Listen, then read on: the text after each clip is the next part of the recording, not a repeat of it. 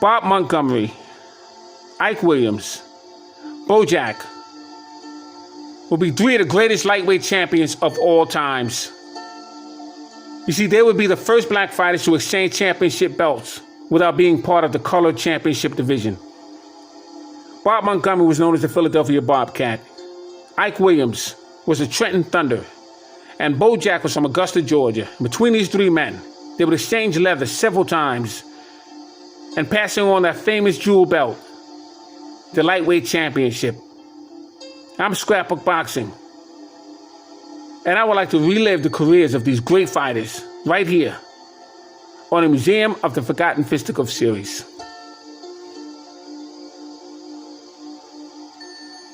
Bob Montgomery, known as the Bobcat.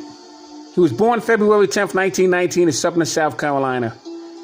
He died August 25th, 1998 in Philadelphia, Pennsylvania. I had the pleasure of meeting Bob Montgomery several times. He was quite a man and quite a fighter. He stood 5'8" and he weighed 133 to 146 pounds. Now I was at the International Boxing Hall of Fame in 1995, where Bob Montgomery was being inducted. He had a total fight career of 97 fights, 75 wins, 37 knockouts, 19 losses, and he was stopped 3 times. Now he would be in good company with the 19 losses. The great Sugar Ray Robinson and Jake LaMotta also had 19 losses. You see, it is not the 19 losses that would define their careers. It would be who they fought and at what point in time they had those losses. For example, Bob Montgomery would lose 3 fights to the NBA lightweight champion, Sammy Angot. Sammy Angot would end the career of Petey Cerrone. Petey Cerrone would be featherweight champion in 1937, until the great Henry Armstrong would dethrone him in New York's Madison Square Garden. And what made that night significant was that Henry Armstrong would be the first black fighter of the United States to become the featherweight champion of the world.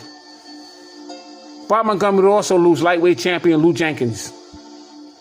Lou Jenkins would take the lightweight championship from Lou Ambers.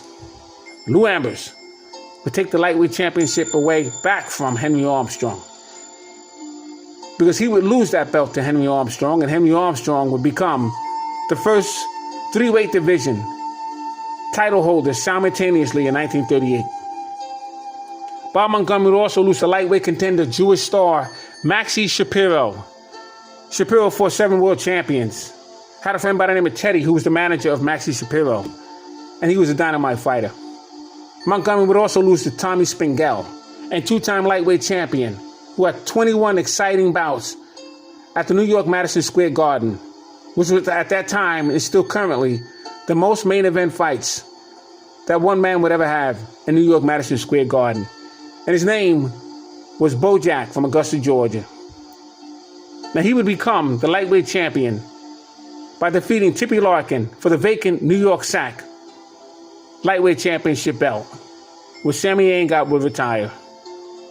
Bob Montgomery would also lose to brilliant Trenton, New Jersey hard-punching lightweight champion Ike Williams. Ike Williams would win that crown in defeating Mexico's own Juan Zurita. But Bob Montgomery would also defeat Charlie Burns twice, Mike Evans. Tony Pallone was not only a strong, durable numbers runner who walked with a limp, but Tony Pallone could fight his heart out. And he gave all those great fighters hell during the course of his career. He would also defeat Fritzy Zivic, who was one of 5 Zivic brothers. And he would become welterweight champion in 1940, when he would defeat the great Henry Armstrong. Bob Montgomery would also defeat Lou Jenkins, as I stated. Mike Kaplan, Luther Slugger White, Jimmy Garrison. And he would be recognized as an NBA lightweight champion by the New York State Athletic Commission when he defeated Bojack on May 1943. Bob Montgomery also lost the bout in 63 seconds to number runners Al Bummy Davis. Another tough and resistant fighter. He would lose to him by knockout. Ike Williams ended his 32-fight winning streak in 12-round battle with Bob Montgomery, January 25th, 1944. On August 4th, 1944, Bob Montgomery fought his 4th fight, and it would be the final meeting between him and Bojack. And what was amazing, it would be the highest paid and most exciting bout of the four. $35,864,900 for the war bonds. And Bojack won a 10-round majority decision in New York's Madison Square Garden and was paid $1. Bob Montgomery was knocked out on August 4th, 1947, and lost a chance at the NBA title by the great Ike Williams.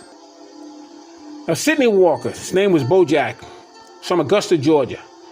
He was born April 1st, 1921, and he died February 9th, 2000. I had the pleasure of meeting Bojack several times himself. I got autographs and pictures from all these men that I mentioned. But the story of Bojack is what's most intriguing. He stood 5 foot 6 inches and he weighed 126 to 147 pounds. He was a shoeshine boy. And he would go home to his grandmother, who was 112 years old. He would have his head down and he would be crying and pouting. And his grandmother, a very proud woman, would ask him what he was crying for. And he would say to his grandmother, without looking her in the eyes, "The boys took my money." And when she would examine his eyes, which told the personality of him, she saw that he had no personality, didn't have any courage. He didn't stand up for what he believed in. And she said to Bojack, "Are you sure that's what you're crying for?" And he said yes. She demanded that he go back into the back room, remove his shirt, wash his face, because he had a plate of food waiting for him. And when Bojack came back out of that room, he was met with a combination, body and soul, thick brown belt, and in syllables, in combination of swings and conversation. His grandmother told him, "No walker runs from no one. Don't you ever come back in this house pouting and crying and allowing another man to take something from you that you earned. Now you go back out there and you fight until the blood rounds down your shoes. Don't you run." And from that moment on, Bojack explained to me, that's what he has done. He's done it against Gil Turner and Bob Montgomery and Del Flanagan, Juan Zarita, Sammy Angot, Willie Joyce, Lou Jenkins, Ike Williams, Henry Armstrong, Kid Gavilan, just to name a few. Bojack was a hell of a fighter. Now, he had a fighting career record of 83. He had 40 knockouts, 24 losses, 5 draws. And he was very proud. In 1940, February, he had 2 bouts, 1 draw and 1 knockout. March, 2 bouts, 1 win. And the thing about Bojack,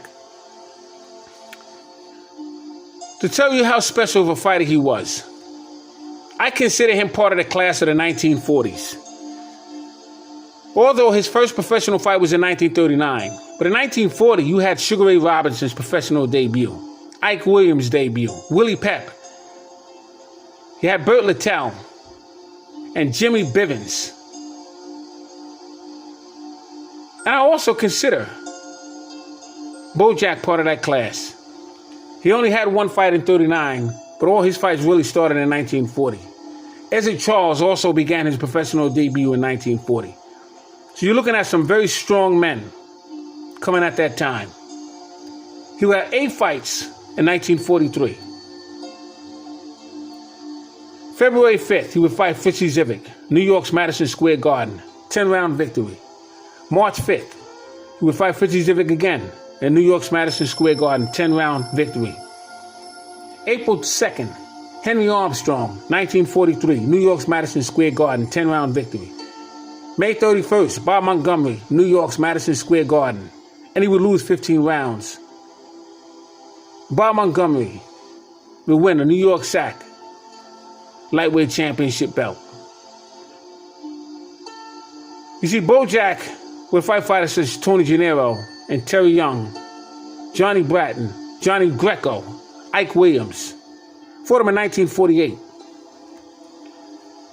But 1948 was some fight between him and Ike Williams. Because Bojack would have the audacity to knock out Ike Williams' front tooth with a vicious bolo punch. And Ike Williams was somewhat of a playboy, if you will. Three-piece suit, shiny shoes. He liked to go out and have a good time. And Ike Williams himself told me that when he was hit with that bolo punch, something came out of him. It allowed him to pin Bojack up against the ropes, hit him with about a 24-5 punch combination, unanswered. And although Bojack had his hands up and he would still be very agile, but Ike Williams would carry him all the way to the corner, looking at the referee, asking him, please stop it. But because of the danger of Bojack, Ike Williams knew he had to finish him. And he would hit him with another 24-punch combination, uppercuts, right hands, body punches. One of the brutal beatings in boxing history. These three men knew one another that well. And Bojack told me that Ike Williams could punch because he threw his punches straight.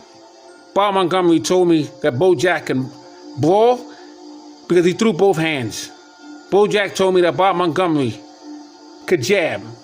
He had a master jab. And Ike Williams told me that both men were the most scariest sights that he's ever visited in the ring. Salute to these men. Salute to these great fighters. Boxing has its moments, but it also has its decades. In the 1940s and 1950s, these three men would own. Salute to these great fighters. Salute to my subscribers. All great fights and all great fighters will never be forgotten on my channel. I want to quickly take a look at some of their careers in one of the scrapbooks that I own. Bob Montgomery. He wins on a technical knockout in 7 rounds against a fighter by the name of Rickos. Chester Rico was some fighter, and Bob Montgomery would take him out.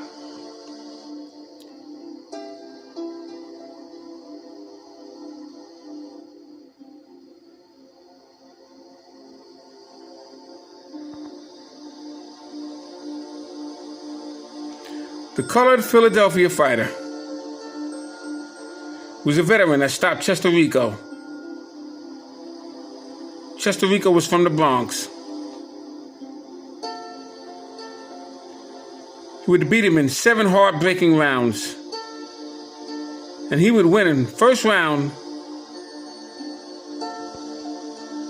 elimination tournament to decide the most eligible suitor for the New York World Lightweight Championship held by Bojack. The bout witnessed 10,416 at the Garden, who paid $21,761, was ordered to stop by the referee Eddie Joseph after he had summoned Dr. Williams Walker, boxing commissioner. Bojack stops Ali Schultz in 7th round. Bojack qualifies as the foremost contender, if not the logical successor, to Sammy Engot, who relinquished his lightweight crown yesterday. And that's when Bojack would fight Tippy Larkin.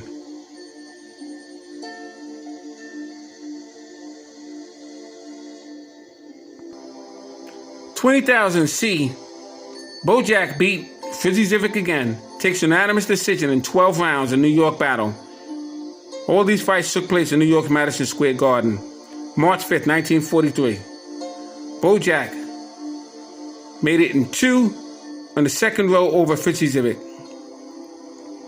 Tonight by outpointing him, who was a former welterweight champion of the world.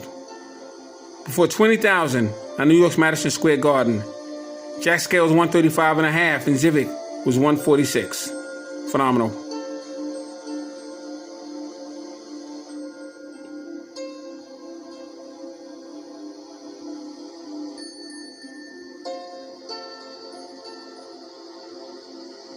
The last fight I'll show you was Henry Armstrong. Hank's Furious Rally rails as Bojack wins 19,986. C-bout. This took place April 2nd, 1943. And it was like seeing double at the Garden last night. You could hardly tell them apart. Old Henry Armstrong, a somewhat faded carbon copy of his one-time great self.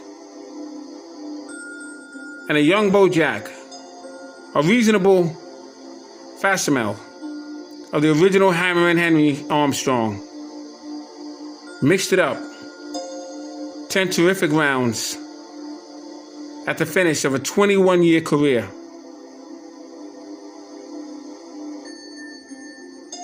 Actually, let me strike that. 21-year-old Bojack. 9-year edge in age. $104,976. And a decision was booed long and loudly. You see, everyone respected Henry Armstrong, and to see him go out the way he did, didn't matter who you were. They booed Ray Robinson when he defeated Armstrong in 43. Now, I always say this to you, but I don't have my glasses on because I'm looking through the lens of this camera, so it's a little blurry. So if I mispronunciate something, please understand me. But I just wanted to show you these two great fighters fight that took place in 43, but the careers of Armstrong and Bob Montgomery, Mike Williams, was something special. So thanks for hanging in with me. Happy New Year's to everyone. Salute to all my subscribers. Shout out to my brother Curtis Anderson. D-Style Boxing, Phenomenal International.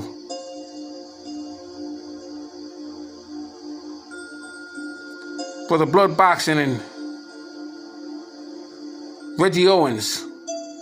Gigi.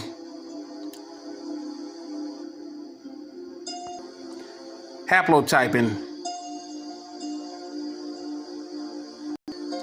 Miss Boxing.